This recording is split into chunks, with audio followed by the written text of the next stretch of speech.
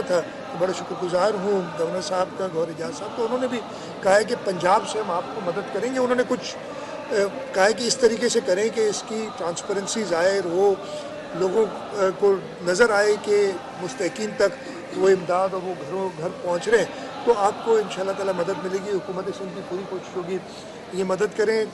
جو ایگریکلچر کے لیے میں آپ کو یہ بتا دوں آفیشیل بھی آپ کو ایک اعلان میں کر دوں گا، لیکن میں ابھی بتا دیتا ہوں کہ بیج فیڈرل گورنمنٹ اور صوبائی گورنمنٹ مل کے، میں پرائم منسٹر صاحب کا بہت شکر گزار ہوں اس حوالے سے.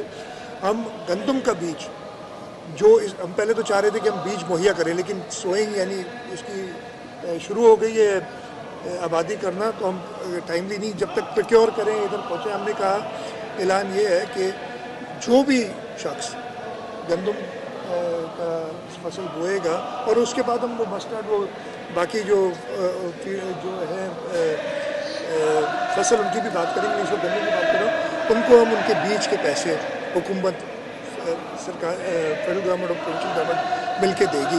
اس طریقے سے ان کی کچھ مدد ہو جائے گی. ایک منٹ، اس کی کچھ مدد ہو جائے گی.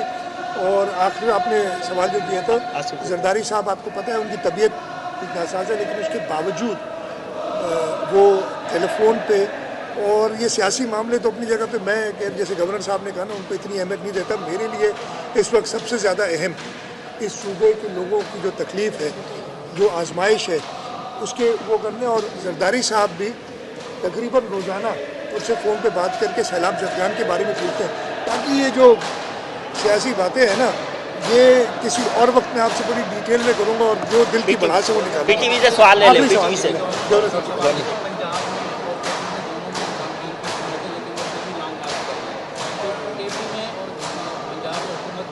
لانگ مارچ کو آپ کس طرح دیکھتے ہیں اور آپ کیا سمجھتے ہیں اس کے رزلٹ نتائج کیا نکلیں گے جو بھی ابھی تک اپڈیٹس ہوئی ہیں جو بات چیت ہوئی ہے؟ وہ